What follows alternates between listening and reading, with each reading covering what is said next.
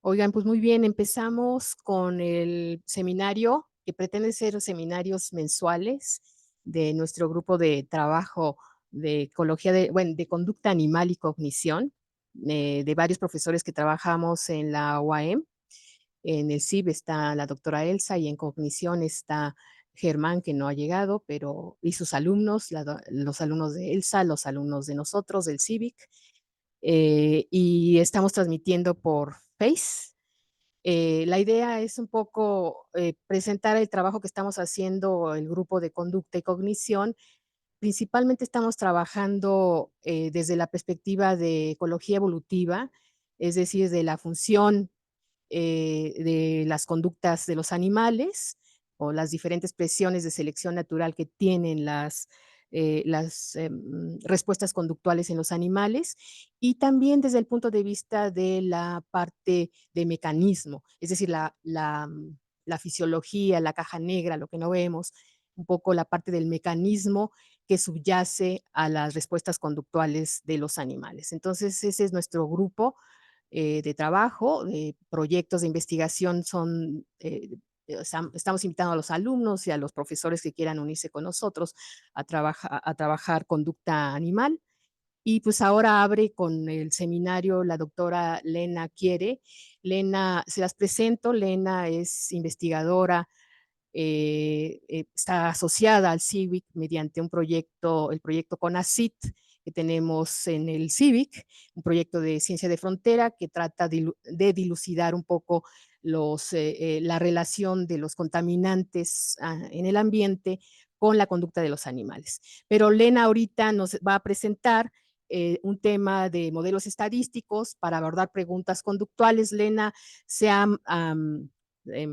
formado en ecología de la conducta en el doctorado, en la UNAM, en el Instituto de Ecología, y en la licenciatura tuvo una licenciatura en biología en Estados Unidos.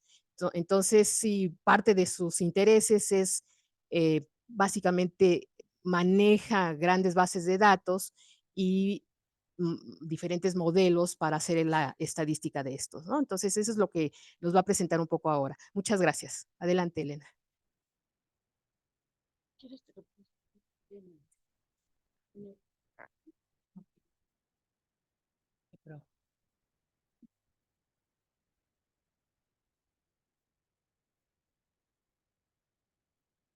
Muy bien, muchas gracias por la invitación y por la introducción. Justo la doctora Marcela, cuando me extendió la invitación, me pidió algo un poco más general, que a lo mejor sea de interés un poco más amplio. Entonces, vamos a hablar de diferentes modelos estadísticos para abordar preguntas conductuales, que desde luego no está limitado a ese tipo de preguntas, por si alguien tiene otra clase de preguntas. También son muy útiles las diferentes opciones de análisis que les voy a platicar. Y frecuentemente en las preguntas conductuales lidiamos con estos datos mal portados, ¿no? Muchas veces o no conforman con una distribución que, que se maneja fácilmente, con pruebas clásicas. Tenemos una serie de diferentes maneras que nuestros datos no conforman a supuestos estadísticos como más clásicos. Entonces, a veces tachamos a nuestros datos de que se están portando mal y hay que torturarlos para que se ajusten a diferentes modelos que ya estamos familiarizados. Entonces, siguiente. Para empezar, ¿por qué la estadística? ¿Por qué la necesitamos? ¿Por qué nos obligan a tomar la clase de bioestadística? Solo para tener alguna idea, más o menos, ¿cuántos de ustedes son de licenciatura? ¿De posgrado? Y profesores, los reconozco. Ajá. Entonces, me imagino que al menos los de posgrado han tomado alguna clase de estadística y a lo mejor se han ahondado en preguntas específicas que están trabajando. Quizás los de licenciatura apenas lo están tomando o recientemente o pronto lo tomarán. Y Yo no sé ustedes, cuando llegué a la biología no llegué por la estadística, ¿no? No me hice bióloga porque me encanta la estadística, ¿no? Nadie, ¿no? Entonces, ¿por qué? ¿Por qué la necesitamos? El siguiente. Pues lo que nos ayuda a contestar es qué tanto es tantito, ¿no? Si esa relación o efecto o asociación o diferencia que estamos observando cuando calculamos, por ejemplo, la media o la mediana, ¿esa diferencia es real en algún sentido o es coincidencia en el sentido de que se podría dar fácilmente por azar? Siguiente. Entonces, la estadística nos ayuda a distinguir, ¿no? Entre efectos que pueden darse fácilmente por azar y los que quizás hay algo más atrás, ¿no?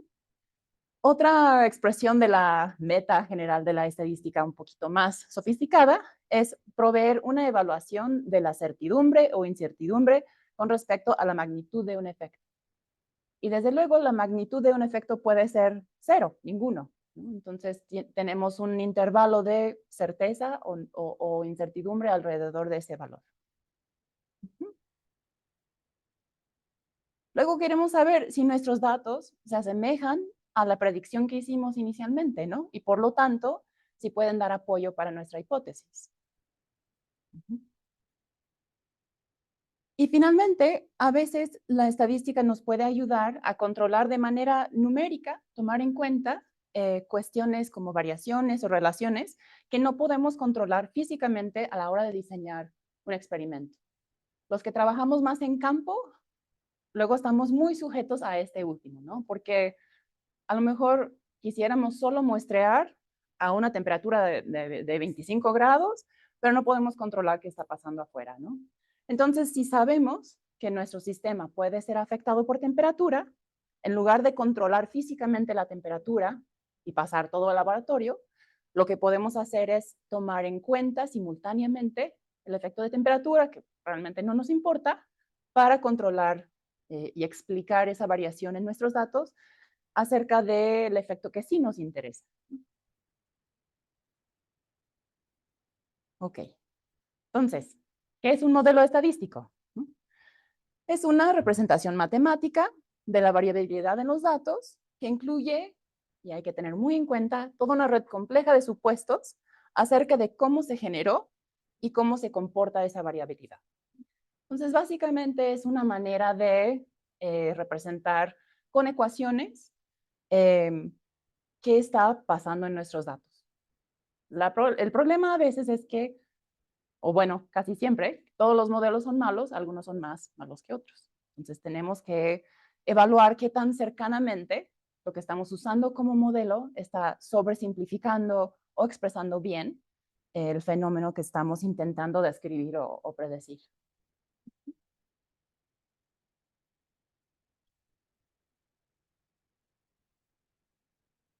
Entonces, ¿cómo interpretamos? ¿Cómo sabemos si el modelo que elegimos nos está diciendo si ese tanto es tantito o no? O puesto de otra manera,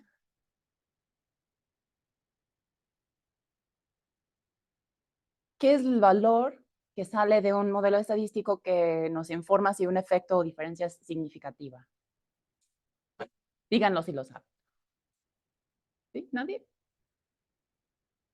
Si algo es significativo. Valor de P, ¿no? Pero hay muchos malentendidos de qué significa la P, ¿no? Luego pensamos que este umbral de P igual a 0, menor o igual a 0.05 es caído del cielo. No, realmente dificultades en recordar si un valor significativo, si es menor a 0.5, 0.05 o 0.5 o 0.0005, sobre todo cuando somos nuevos en la estadística, nos hacemos un poco de confusión con este número por no entender realmente qué nos está diciendo. Y hay muchos malos entendidos de qué significa y de dónde sale este umbral. Entonces, parafraseando la definición original que está atribuida a Fisher en 1925, Kennedy Schaefer lo define como la probabilidad de obtener un resultado igual o más extremo que el resultado observado, dado que la hipótesis nula sea cierta. ¿Alguno había escuchado una definición más o menos similar a esa? ¿No? Sí. Frecuentemente esto se traduce o se parafrasea nuevamente de una manera un poco imprecisa, como la probabilidad de que el resultado observado se debe al azar. ¿Alguna idea de por qué esto está, o sea, no está terrible, pero está un poquito mal?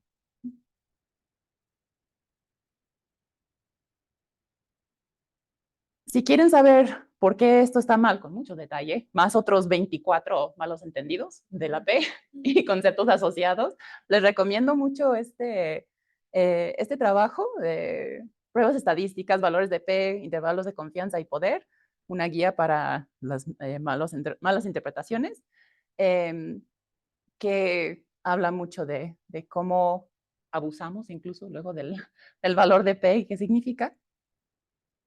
Pero el problema principal con esta definición es que no reconocemos que hipótesis nula no significa el puro azar, ¿no? Sino es el modelo nulo, ¿no? Que también tienen que incluir los supuestos del modelo, ¿no? Entonces hay una serie de supuestos que a veces, sobre todo cuando son pruebas sencillas, se nos olvida, ¿no? Que tiene esos supuestos y si no se cumplen realmente, no estamos poniendo a prueba una hipótesis nula.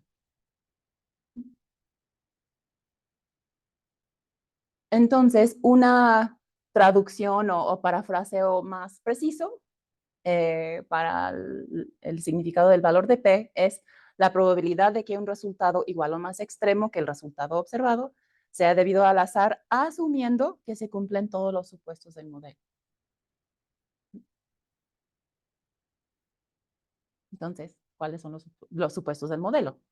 Pues depende de qué tipo de modelo. Hay algunos que tienen más supuestos o supuestos más importantes, más críticos que otros. Algunos de los más comunes son la independencia de cada registro, ¿no? Ajá, entonces, si tiramos un dado, perdón, el anterior. Si tiramos dos dados, lo que salió, el número que salió en uno no va a afectar el número que sale en el otro, ¿no? Eso es una definición muy sencilla de independencia de registros, ¿no?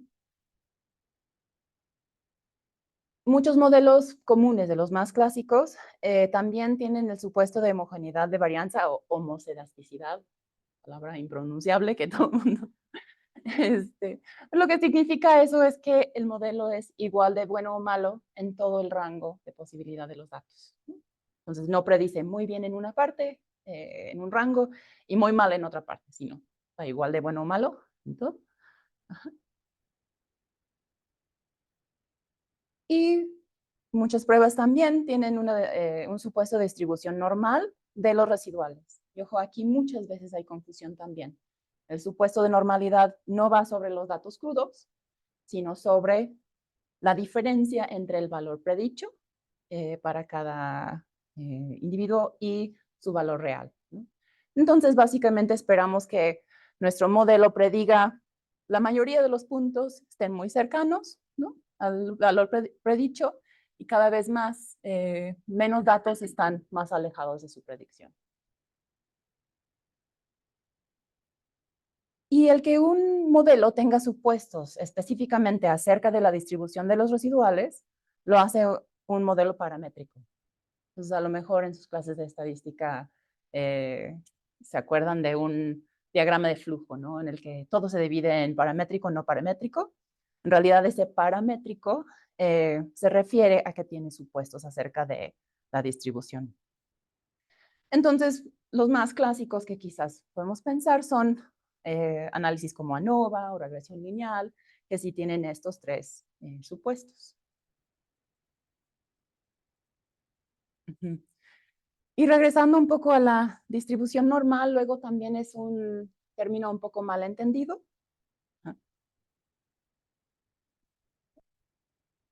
en el sentido de que también parece que es caído del cielo y que incluso la meta de los datos o la única forma en que los datos son buenos y, y bien portados y analizables es si tienen esta mágica distribución, ¿no? ¿Y cuántas veces nos hemos desilusionado incluso, ¿no? Cuando vemos nuestros, tienen una distribución rarísima que no se parece a eso, ¿no? Ajá. Entonces, como pequeño repaso, la distribución normal es básicamente una distribución, la magia de esa distribución viene de dos cosas. De su simetría, ¿no? El hecho de que eso hace que la media sea lo mismo que la mediana, que sea el mismo valor que la moda, ¿no? Y que tiene una proporción conocida de la población total de los datos que cae a ciertas distancias de la media. Entonces, la combinación de esos dos factores es lo que lo hace un modelo o una simplificación matemática que facilita ciertas pruebas, ¿no?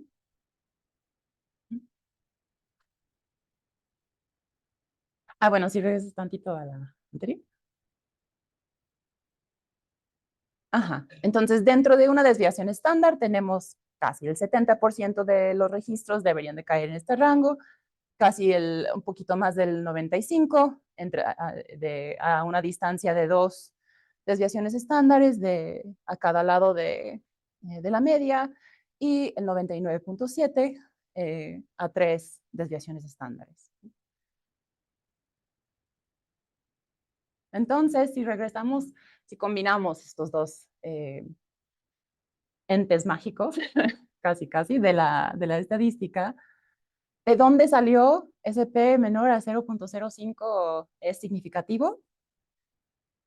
Traduje una parte del párrafo del original de Fisher, donde dice, el valor para el cual P igual a 0.05 o 1 en 20 es 1.96 o casi 2. Es conveniente tomar este punto como un límite para juzgar si una desviación se debe considerar significativa o no. Las desviaciones que exceden 2 veces la desviación estándar, por lo tanto, se consideran formalmente significativas. Los efectos leves podrían todavía escapar la atención si los datos son insuficientemente numerosos como para dejarlos notar, pero ninguna reducción del estándar de significancia resolvería esta dificultad.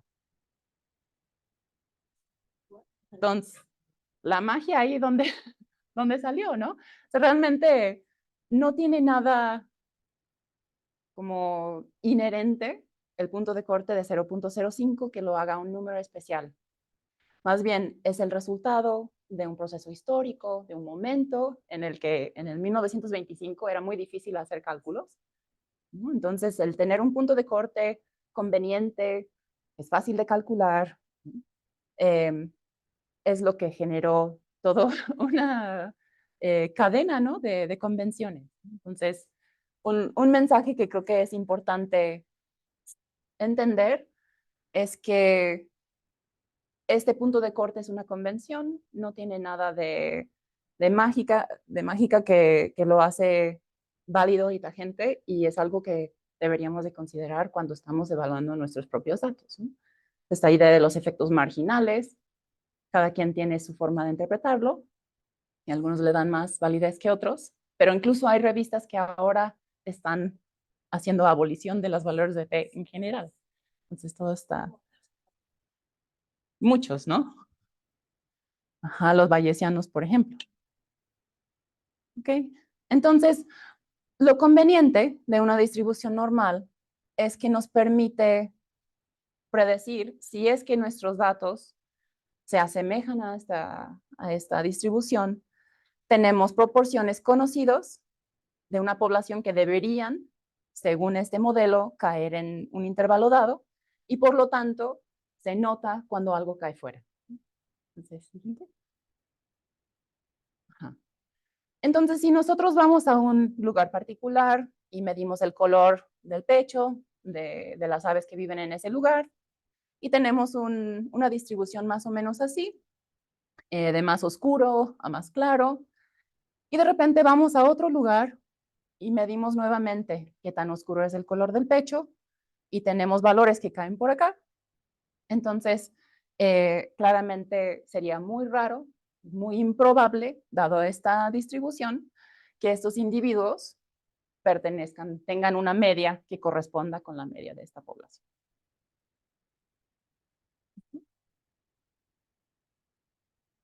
Entonces, nuevamente, esta sensación que luego nos dan en las clases iniciales de bioestadística, y a lo mejor está cambiando y mejorando un poco, pero al menos en mis épocas, de que la distribución normal es una meta y que el punto de corte de P menor a 0.05 es un punto firme, que tiene algo místico, no sabemos por qué, pero eso es lo que determina si algo es importante o no. Es hasta cierto punto un debate que ha sido activo desde que salió el tema, en los años 20 e incluso antes, y es consecuencia de procesos históricos. Entonces, este artículo es muy interesante de por qué, cómo es que surgieron, ¿no?, esas ideas. Y algo muy importante que tenemos que recordar es que el poder confiar en el valor de P que nos arroja una prueba depende de conocer la proporción de la muestra que debería de caer dentro de una parte dada de la curva. Entonces, si estamos asumiendo una distribución así, pero nuestra distribución real ya se ha detectado en nuestra muestra o incluso a lo mejor no se detecta tan fácilmente en nuestra muestra, que esta es la distribución real de la población, nos puede estar arrojando hallazgos o conclusiones muy erróneas, ¿no? Si la distribución real es así mucho más recargado hacia un lado, sería incluso más raro encontrar individuos con ese color dentro de esta población, ¿no? Entonces, ahí la importancia de los supuestos y saber que no podemos confiar en un valor de P si los supuestos no se alinean, ¿no?, con los supuestos de la prueba.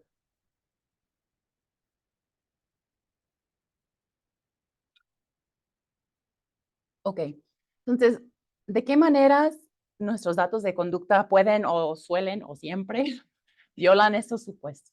Si pensamos primero en la independencia, yo tiro 2 dados, lo que pasa en uno no tiene nada que ver con lo que pasa en el otro, no lo influye, no están correlacionados. Pero ¿qué pasa en la vida real o en nuestros muestreos? ¿Alguna idea?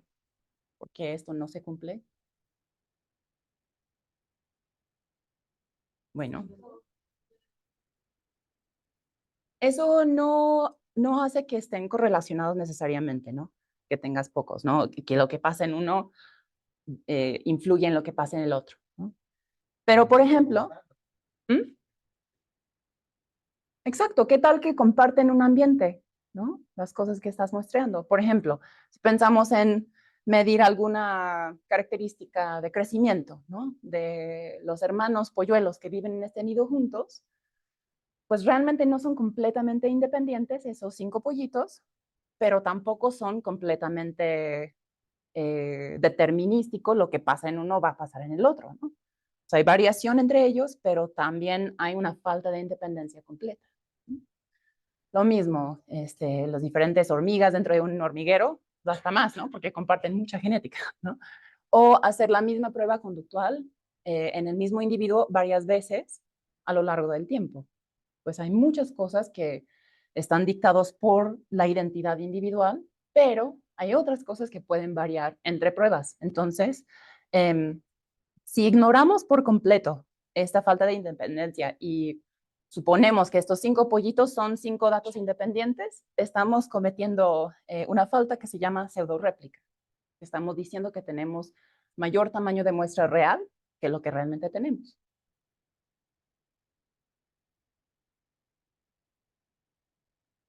Y si nos vamos a los supuestos de normalidad y homozedaticidad de los residuales, hay muchas situaciones que pueden provocar que eso no ocurra, ¿no? Uno, por ejemplo, es que realmente el proceso que subyace esos datos que estamos viendo no se genera de una manera que se distribuyan de manera simétrica, ¿no? O sea, es más difícil, por ejemplo, llegar a tener 5 hijos que llegar a tener uno. Entonces hay mayor población que tiene un hijo que los que tiene 5 y por lo tanto está muy sesgada la población hacia números chicos. Tiene una cola larga hacia un lado. Hay tipos de datos que de plano pues, no conforman con una medida continua que permite que haya todo un rango, ¿no? Como datos 0, 1 de eventos que ocurrieron o no ocurrieron, ¿no? La planta vivió o murió. El animal se reprodujo o no se reprodujo.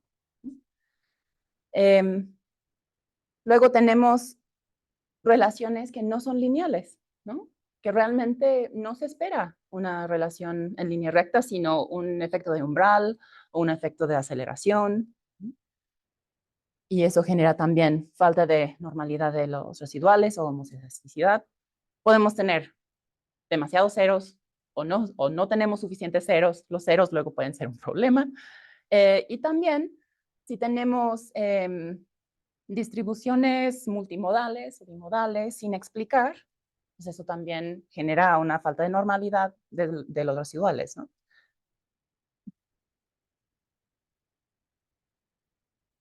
Entonces, ¿estos son datos mal portados o solo datos mal entendidos?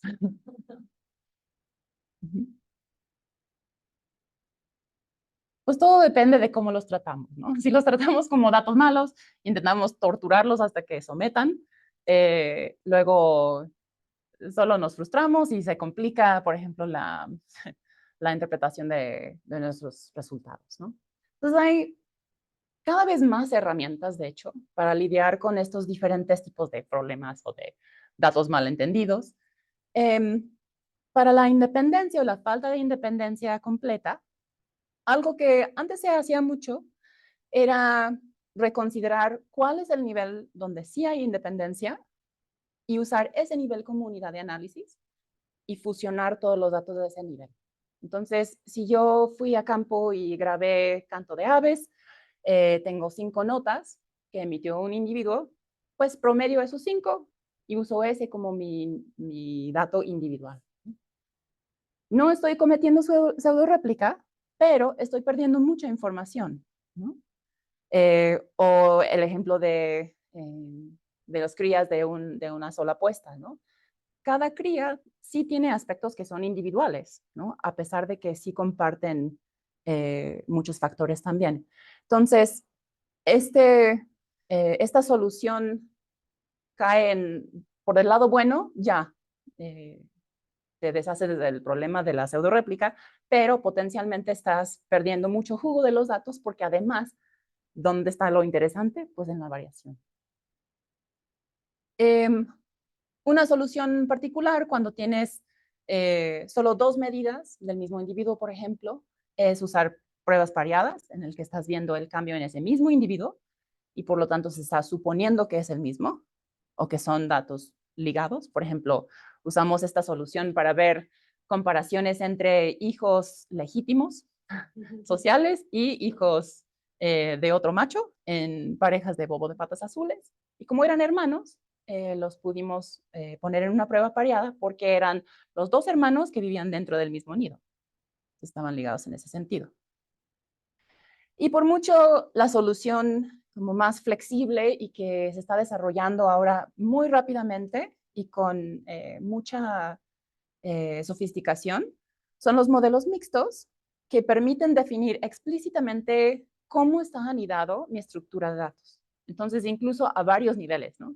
Si yo me di 5 polluelos dentro de un nido y 5 nidos dentro de una parcela y 5 parcelas dentro de un terreno, entonces yo puedo especificar que cada uno de esos niveles está agrupado y por lo tanto puede tener cierta dependencia entre esa unidad, ¿no?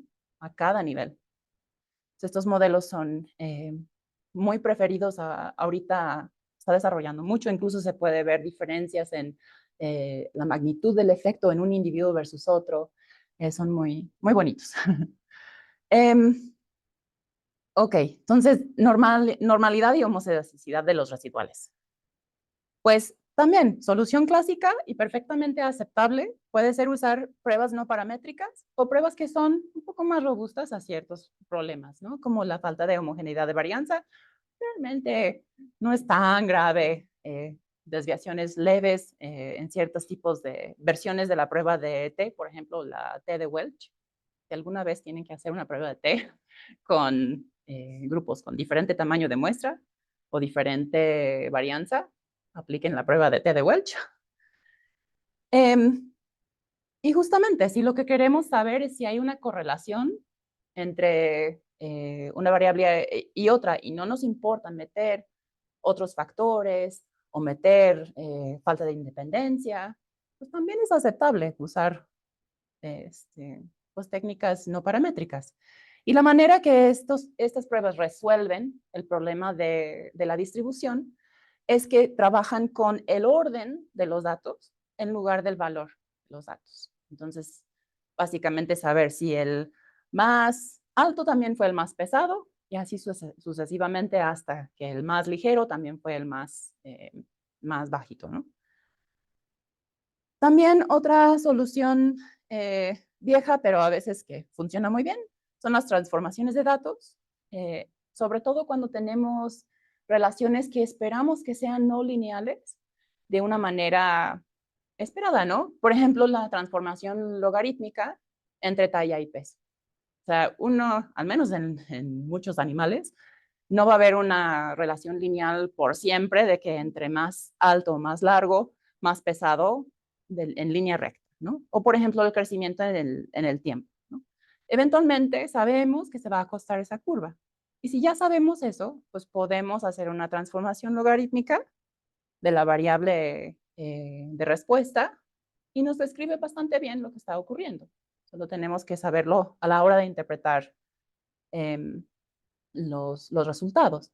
Lo que pasa a veces aquí es que por la meta de meterlos en una distribución normal, cuando realmente los datos no se generaron así, o sea, el proceso que está haciendo que esa variación esté como esté, la población no sigue un fenómeno normal, entonces por meterlos con calzador ahí en esa distribución, luego salen cosas raras, ¿no? Entonces, muchas veces es a esto que se refiere cuando la gente dice torturar los datos.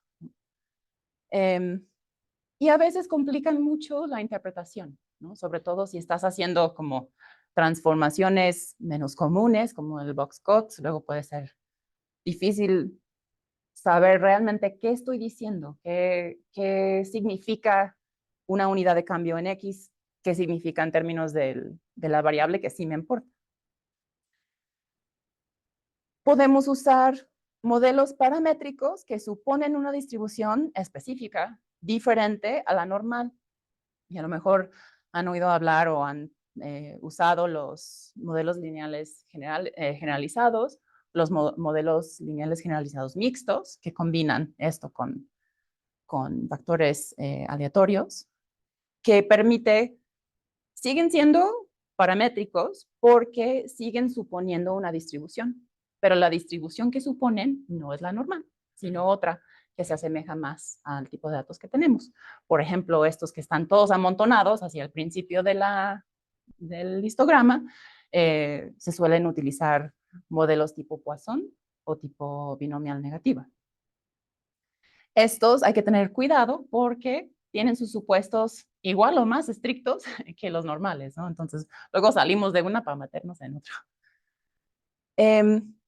También a veces se resuelven estos problemas de falta de normalidad o de heterogeneidad de los residuales si incluimos otras variables o interacciones que pueden estar realmente explicando por qué varían de la manera que varían. Entonces, por ejemplo, si tenemos una distribución bimodal de nuestros residuales, pero no tomamos en cuenta el sexo, y el sexo importa en el valor de respuesta, entonces al incluir sexo, estamos tomando en cuenta ese factor y ahora se resuelve el problema de la bimodalidad, ¿no? Que estamos explicando por qué hay dos grupos. Siguiente. Ok, entonces, ¿por dónde empezar? Con todo esto que puede ser un poco mareador. Recomiendo muchísimo este trabajo del 2010, un protocolo para la exploración de datos para evitar problemas estadísticos comunes, de Sur y colaboradores, que da básicamente una receta de cocina de qué hay que ver en nuestros datos antes de meterlos a un modelo. Ya los tenemos colectados, hicimos un buen diseño, pero todavía hay cosas que no podemos saber, ¿no? Sobre todo si trabajamos en campo, ¿no?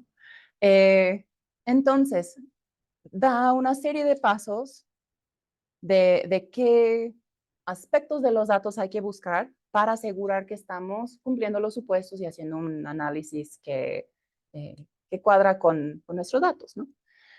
Y ellos dicen, en nuestra experiencia, la exploración de datos puede consumir hasta el 50% del tiempo gastado en el análisis. Wow, ¿no? Haciendo gráficas, haciendo toda esta serie de pasos. Entonces, primero se busca datos extremos en X y Y, la homogeneidad de Y, normalidad, problemas con ceros, la colinealidad o correlación entre diferentes variables explicativas, interacciones y la independencia de Y, lo que estábamos hablando de que no haya dependencia en lo que pasa en un dato y lo que pasa en otro. Ok, entonces ahora hicimos toda la exploración, gastamos un montón de tiempo, corrimos el modelo, que también tarda 5 minutos, en realidad es la parte más rápida, y luego llegamos a la parte buena de cómo se evalúan los supuestos. Pues la independencia hasta cierto punto es cuestión del diseño original. Si sabemos que estamos midiendo 5 pollos dentro del mismo nido, pues ahí automáticamente deberíamos de asumir que pueden estar correlacionados, ¿no? También se puede hacer gráficas de series de tiempo, graficar por unidades, por ejemplo, ver si dentro de los 5 polluelos del nido sí parece que están aglomerados esos puntos o no. Y incluso podemos usar el hacer un modelo mixto que sí incluye efectos aleatorios. Lo podemos poner a prueba contra uno que no los tiene y ver si explica mejor nuestros datos. Y eso habla de que sí hay falta de independencia. La normalidad de residuales, pues tenemos que hacer sobre todo una serie de gráficas, ¿no? Y les voy a mostrar un poco más adelante un ejemplito de algunas de estas cosas, pero las gráficas cuartil-cuartil, histogramas de los residuales, o sea, de las distancias del valor que dice tu modelo y el valor que realmente tuvo ese individuo. Muchas veces, sobre todo en trabajos publicados, se dice, pues se hizo una prueba de normalidad para ver si cumplía el supuesto de normalidad.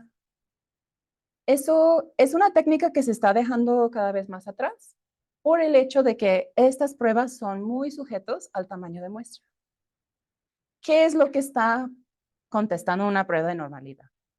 Te está contestando si tu distribución difiere significativamente de una distribución normal. Pero para tener esa evidencia necesitamos suficiente tamaño de muestra para poderlos distinguir. Entonces, suele pasar que tú tienes una muestra enorme y está perfectamente normal, excepto un punto por acá.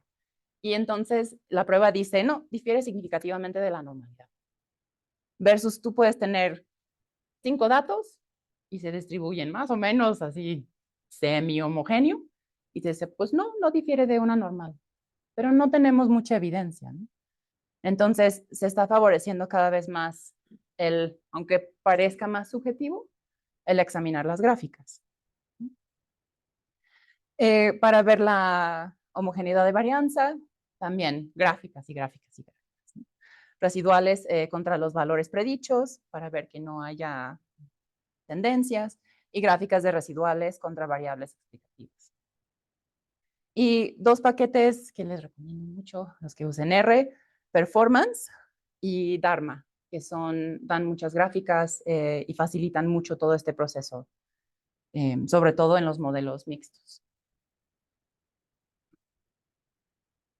Ok, entonces les voy a mostrar un breve ejemplo con datos más o menos recientes del proyecto de CONACYT, de minería en una zona de la Sierra de Huautla, muy cerca del poblado de Huautla, de hecho, en donde hay registro históricamente de minería, una mina abandonada, y entre muchos otros objetivos de ese proyecto, queríamos ver la relación entre la exposición a metales pesados y la conducta exploratoria en la calandria dorsirrayada, que se ha vuelto como la especie estrella de los que están en esa zona.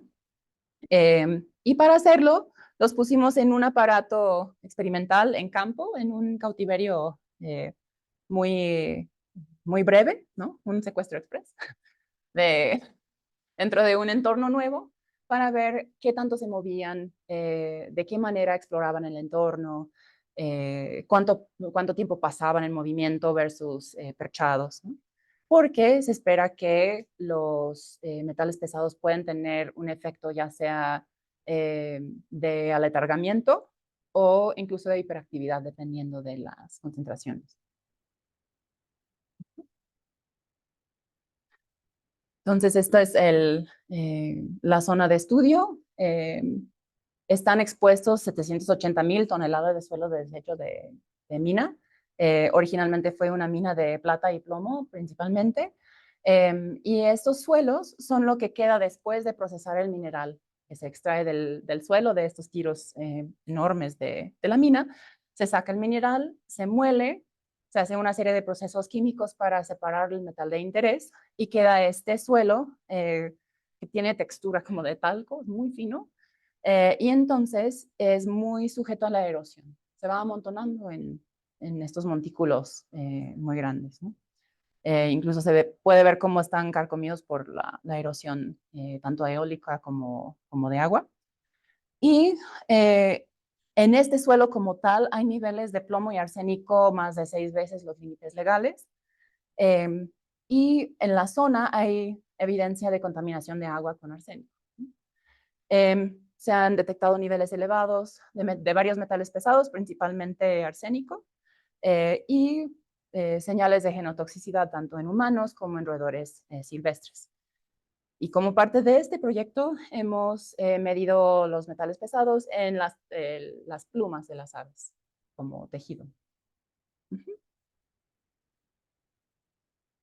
Entonces capturamos las aves en 4 sitios diferentes, uno exactamente así encima de los jales, uno en otro hall más pequeño, un poco más abajo, un sitio río abajo y un sitio río arriba, que tiene una composición mineral y actividades humanas semejantes, pero no tiene una historia de minería. Y está río arriba y también viento arriba de estos sitios que sabemos que están potencialmente contaminados. Entonces, este diseño fue diseñado para que tuviéramos todo un rango de niveles de contaminación a nivel individuo. Tuvimos 3 temporadas de campo, sacamos fotos, colectamos plumas para hacer la cuantificación de metales en plumas y tomamos un montón de otras medidas y entre ellos esta prueba en la que los soltamos dentro de esta jaulita experimental y monitoreábamos cómo se movían. Este trabajo fue en conjunto con 2 estudiantes, uno de licenciatura y uno de maestría, Jocelyn Maldonado, gracias, y Óscar Amaro, y cuantificaron la conducta exploratoria en términos del número de vuelos que había hecho el ave. Entonces, estos trazos son siguiendo el camino del ave y cada uno de los trazos es un vuelo distinto. El porcentaje total del área que exploraron, el tiempo que pasaron en movimiento, con un tamaño de muestra de 80 individuos. Solamente vistos una vez. Hicimos la cuantificación de conducta con pruebas de confiabilidad y repetibilidad, para los que me conocen, me importa mucho. Determinamos el nivel en plumas de plomo, arsénico, cadmio, cobre, zinc y mercurio, de los cuales ninguno tuvo niveles detectables de cadmio ni zinc en plumas. Mapeamos los sitios de captura, tanto a nivel de sitio general, de esos 4 sitios de estudio, y en términos de la distancia lineal a los diferentes jales que se conocen, que hubo un proyecto de doctorado de Roberto Márquez Huitzil, que se dedicó a ver en entrevistas con la gente y con fotos satelitales dónde hay depósitos específicamente, aparte de los que ya conocíamos, para estimar la distancia, también para tenerlo en cuenta.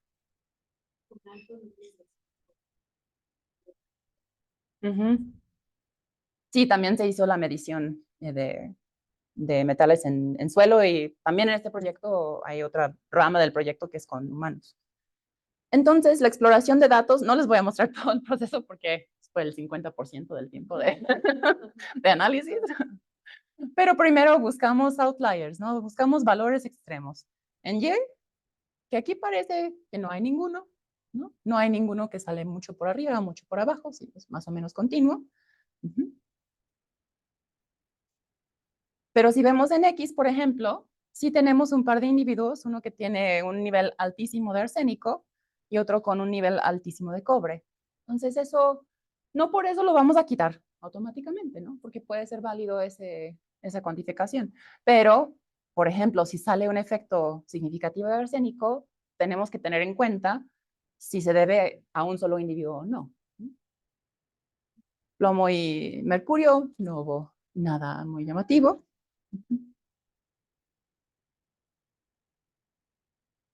La homogeneidad de varianza, una manera muy buena de verlos con estas gráficas de violín, que son parecidos a los box plot, que muestra la media, la mediana, la media y la distribución. Si volteas la cabeza y lo imaginas a la mitad, es un histograma. Entonces, aparte de un box plot que nos habla solamente de los cuartiles, esto nos habla un poco más de la distribución de los datos. Y vemos que más o menos, o sea, no hay grupos que tienen muy poca variación y otros con mucho. Esto lo podemos hacer para todas las diferentes variables explicativas que nos pueden importar. Aquí lo muestro para sitio y para las categorías de sexo-edad, que son 4, son machos maduros, hembras maduras, machos subadultos y hembras subadultas.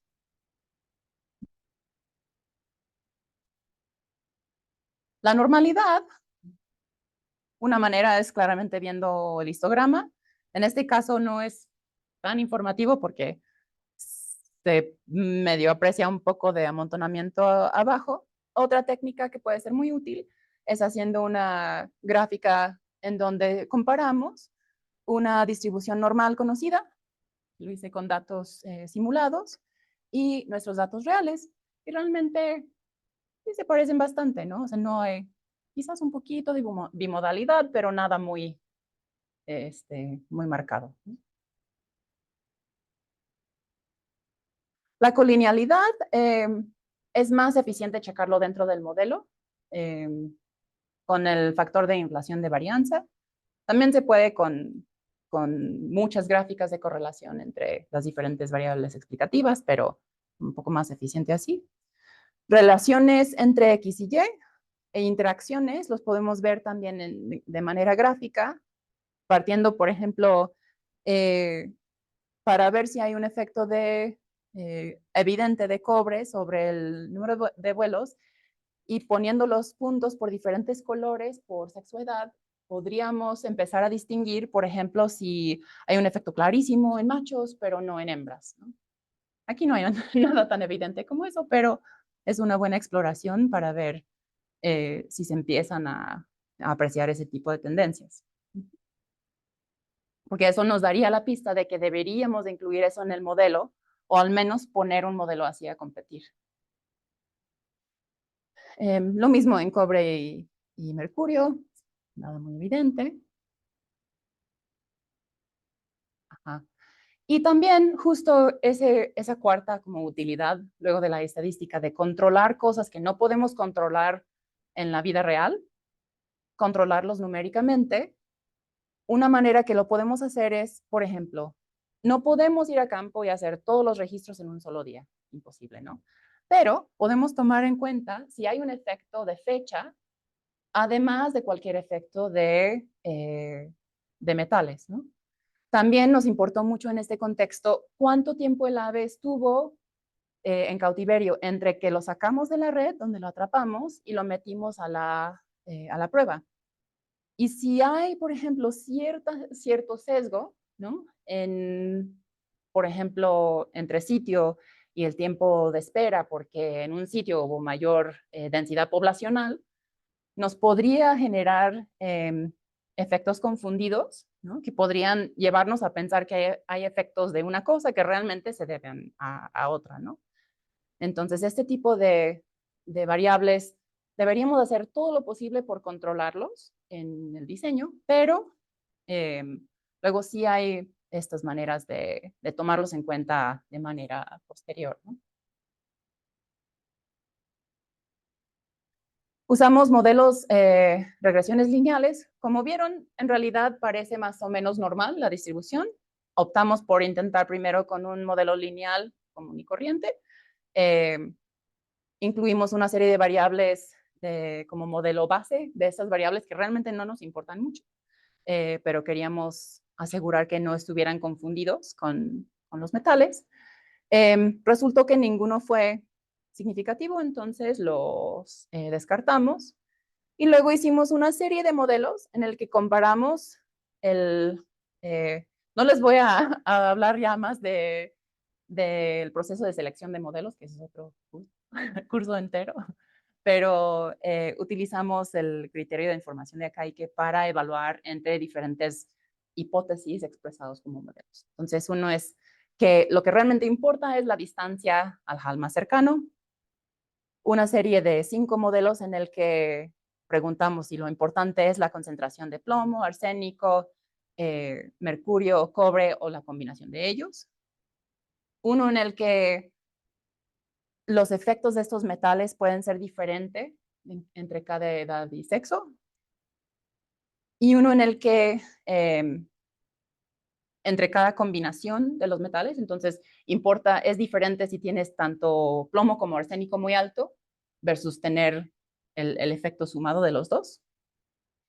Y otro de las interacciones con el efecto también aditivo de los otros. Finalmente, ninguno de las variables que incluimos fue importante. Y el modelo más apoyado fue el nulo, que no incluía nada, solamente el intercepto. Y aquí les pongo las gráficas de evaluación de los supuestos. Entonces, aquí esto es del paquete performance y como bono te da esta gráfica de una simulación bayesiana, correr el modelo muchas veces y ver cómo tus datos se comparan a los datos predichos. ¿Está lindo esto? Reconforta que sí se parece, ¿no? Esta es una de las más importantes. Los puntos deberían de estar más o menos pegados a esta línea. Esta es la de normalidad de los residuales. Es una gráfica QQ. Y dentro de la parte sombreada es todavía bastante cercana a la línea. Entonces aquí en este caso sí se portaron bien los datos de número de vuelos. Cosa interesante porque luego siempre como clásicamente se dice que los conteos se espera que sean más cargados hacia un lado, pero en este caso no fue el caso. Y para que vean bien los otros tipos de gráficas que se pueden incluir, el caso del que fue apoyado siendo el nulo no deja ver la homogeneidad de varianza, que son estos dos, ¿no? Que debería de básicamente no tener una pendiente ni para arriba ni para abajo. Aquí tenemos el de datos influyentes, en el que un punto está jalando todo el análisis y tampoco tenemos ese problema.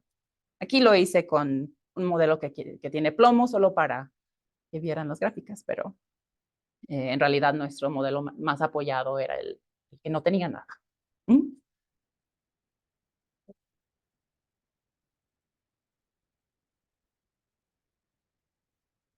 Otra cosa importante que luego vemos no hay P significativo o el más apoyado fue el nulo, qué aburrido, no se cumplió,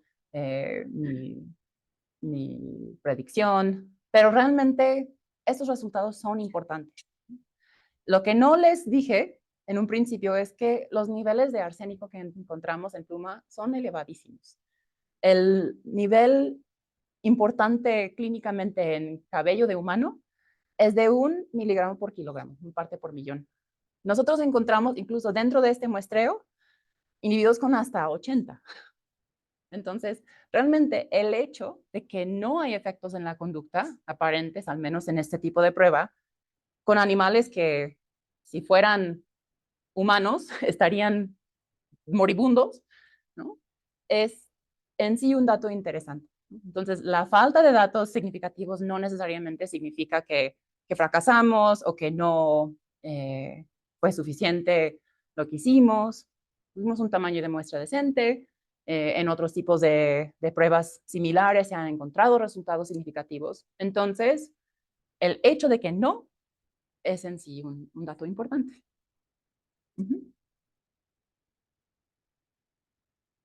Entonces, recomendaciones, aprovechar las facilidades de paquetes de R. Performance es buenísimo para supuestos y comparación de modelos, que no les enseñé esa parte, pero tiene muchas facilidades. ggplot para las gráficas. Dharma es muy bueno para los supuestos con modelos mixtos en particular. Y estas referencias son oro, la verdad. Este libro de Sur de 2009, de modelos de efectos mixtos y extensiones, tiene un montón de ejemplos reales. Si van a empezar con modelos mixtos, este articulito de Peter J. Y hay un grupo de biólogos, principalmente que están trabajando con simulaciones y modelos mixtos, que son muy buenos, que se llaman SQUID, y tienen un paquete eh, para simulaciones y dan cursos si están interesados en particular en modelos mixtos, sobre todo los que son más sofisticados y complejos. Moralejas, la buena exploración de datos y evaluación real y cuidadosa de los supuestos son pasos críticos para poder confiar en lo que hacemos. No es solo aventarlo a R a ver qué pasa. El análisis de datos es cada vez más flexible, con soluciones para cada vez más tipos de problemas. Entonces, no hay que tachar de mal portados a los datos, sino hay que entenderlos y tratarlos bien. Listo.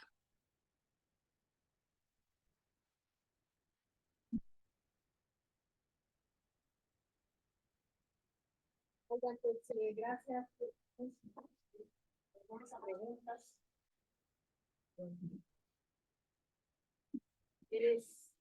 Tenemos lleno el auditorio. Muchas gracias por asistir a todos. ¿Preguntas? Para Elena aquí. Adelante. En caso de que las aves, ¿me puedes pasar el? Perdón, es que estamos transmitiendo en Facebook. Gracias. Hola, buenos días todavía, ¿verdad? En caso de que las aves sí consumieran el arsénico, ¿hay reportes sobre la conducta de aves contaminadas con arsénico? Eh, en, en pruebas conductuales como este, no. No, lo que hay sobre todo es de plomo. Es el metal más conocido. Arsénico está más conocido sus efectos fisiológicos, en particular la genotoxicidad y efectos de salud en humanos, por ejemplo, de cáncer. ¿Qué tal? Gracias por la charla, Marcelo. Gracias por el recibimiento. Yo tengo una pregunta sobre lo que nos platicabas, es decir, por ejemplo, nos decías que a veces las distribuciones pueden ser no normales Ujú, porque pueden ser así. ujú, Tengo una pregunta como doble sobre eso. ujú. El supuesto de normalidad, ¿qué tanto ha sido comprobado? Es decir, así como los supuestos del gambito del fenotipo que apenas empiezan a probar, ¿qué tanto estamos probando que la normalidad es una constante en características naturales? Esa sería mi primera pregunta. Y la otra, si la variación en la normalidad no indica, por ejemplo, algún efecto, por ejemplo, de cambio ambiental, climático o Ujú. contaminación, como nos mencionas aquí. Digo, no sé si me expliqué. Ujú. Pues sí, empezando por el segundo, ¿no? Si hay una presión selectiva que está, por ejemplo, barriendo con todos los que tienen el valor arriba o abajo de cierto umbral, entonces sí se podría empezar a ver como deformación de esa curva, ¿no? O por ejemplo, si pensamos en la selección divergente, ¿no? En el que, pues sí, se empieza a separar una sola curva normal, se empieza como a separar en dos, ¿no? Entonces tienes dos curvas que bien pueden permanecer más o menos normales, pero bien también se pueden ir como empujando y cada uno tiene una cola hacia en medio, ¿no? Ujú, ujú. Em, Usarlo como indicador, por ejemplo, no he visto nada de prueba con eso, pero sería una idea interesante. Sí, porque digo, de Ujú. todas formas partimos del supuesto de que las curvas sí son normales, es decir, naturalmente si eran normales, si se modifica, algo estaría ocurriendo, ¿no? Entonces, tengo la duda de qué tanto en el trabajo en estadística se ha probado el supuesto de normalidad, es decir, si todas las características se distribuyen de manera normal, las variaciones son porque ocurre algo. Ajá. Cambios selectivos, contaminación, cambios ambientales, efectos antropogénicos, etcétera. Pues, en general, por ejemplo, los procesos de acumulación, eh, clásicamente se espera que los datos de conteo, en el que son eventos discretos, incluso clásicamente se espera que sean de una distribución Poisson, que puede ser, dependiendo de la media, puede ser muy cargado hacia números bajos, una cola muy pronunciada. Eh, e incluso la misma distribución Poisson se va haciendo más y más simétrica entre mayor la media. Entonces, también, o sea, el proceso de llegar a un umbral y rebasarlo, llegar a un umbral y rebasarlo, puede ser un proceso muy diferente a una característica que de por sí es continua, ¿no? Como el crecimiento del ala, ¿no? No siempre con las aves, porque eso es lo que conozco, pero ajá, de la pata, de la altura, ajá, lo que sea. Ajá. Bien. Flavio. Hola, Lina. Ujú. Una pregunta en cuanto a lo de los resultados obtenidos en ese trabajo. Eh, ¿No obtienes efecto de los metales pesados sobre la conducta en las aves, ¿no? En esta especie. En esa especie y en ese rastro, Ujú. no, en ese rasgo no. Ahora, El número es bueno. esta para, a lo que voy es como si es sensible esta especie o hay registros de que pueda ser sensible esta especie o en otros estudios, o pudieran utilizar otro grupo de estudios, otro grupo de animales, este, no sé, digo, para evidenciar este cambio. Y lo digo por los niveles de, de metales pesados, de la concentración de los metales pesados. Ujú. En esto es en plumas, ¿no? Ujú. Y otra era, bueno, esa es una pregunta, y la otra era ver la fisiología de las plumas en el sentido de la conexión con todo el sistema del ave, ¿no? Ujú. A lo mejor hay una barrera y la acumulación de los metales pesados no entra como al sistema del ave, ¿no? Ajá, nuevamente empezando por la segunda. Ujú. La pluma es un tejido muy interesante en el sentido de que durante el crecimiento de la pluma está vascularizada y hay movimiento de sustancias hacia la pluma. Y el arsénico en particular tiene una muy alta afinidad por una de las moléculas que constituye la queratina, del cual está formada la pluma. Entonces, incluso nos hemos quedado con la duda de si las aves pueden estarse desintoxicando, literal, depositando la sustancia en la pluma y luego una vez al año tiran las plumas. Y entonces, por ejemplo, una medición en cabello en humanos, aparte de que está en constante crecimiento, difiere, ¿no? De las plumas.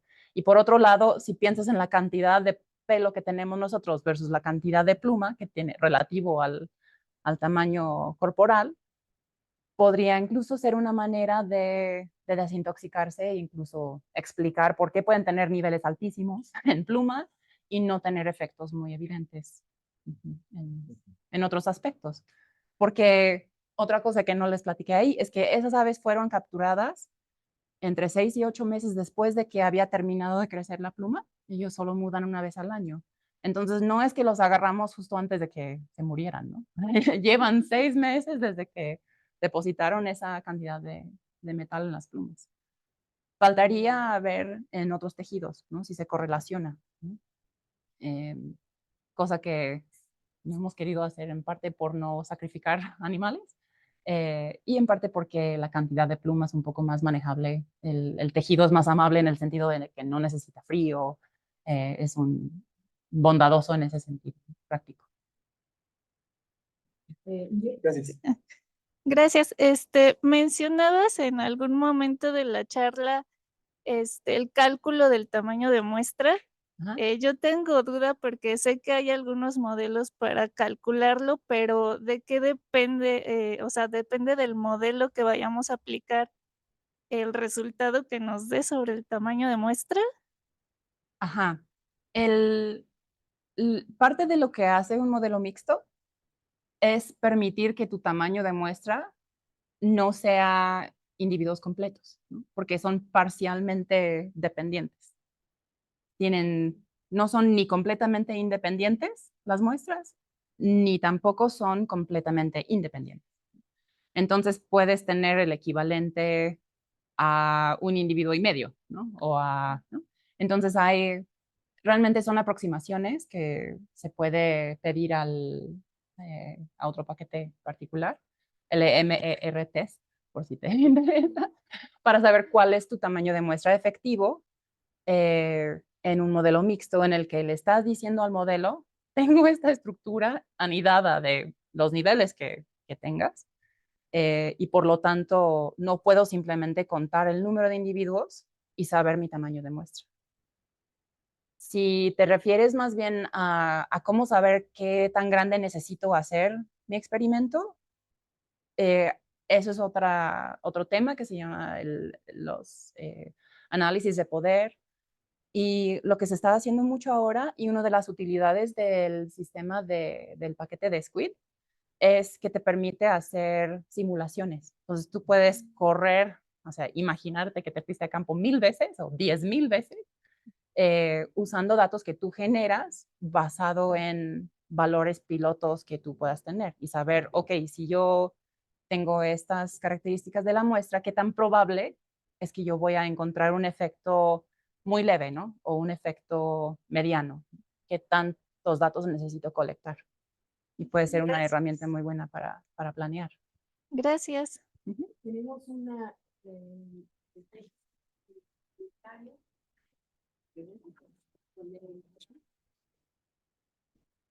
Gracias. José Israel Valencia Esquivel pregunta, ¿sabes si los modelos bayesianos son más útiles que los usuales, al menos para ciencias biológicas?